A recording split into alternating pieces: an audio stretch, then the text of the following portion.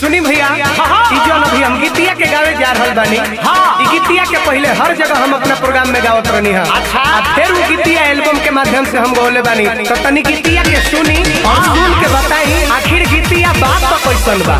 सुनाओ रे भैया गाता कबाल दो रे लो काहे के छोड़ दो।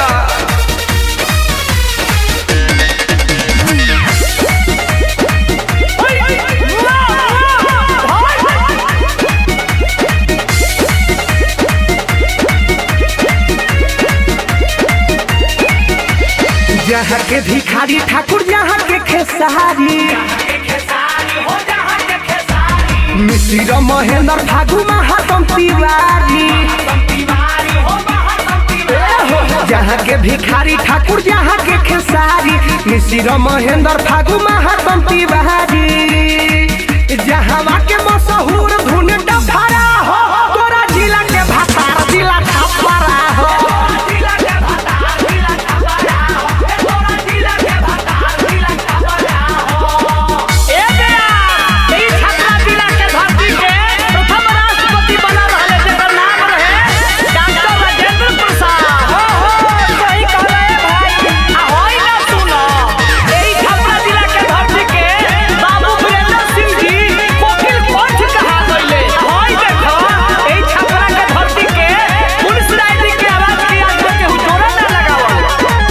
ना लगौलस के हु गौतम तूफान के गिरी विजेंद्र तपेश्वर चौहान के।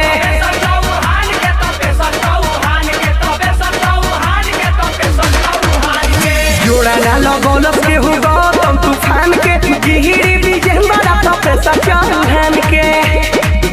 नामी दुनिया में यही जाके खड़ा हो तोरा जिला के भातार जिला छपरा हो।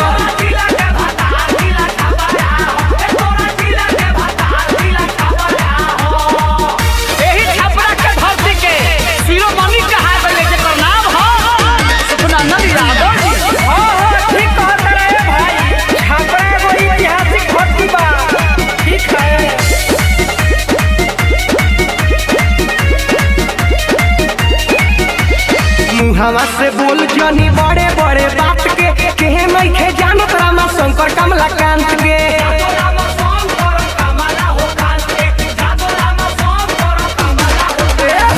हवा से बोल जानी बड़े बड़े बात के नहीं खे जानत रामा शंकर कमलाकांत के। महेश प्रदुमन के बात बुझला खड़ा हो तोरा जिला के भातार जिला छपरा हो।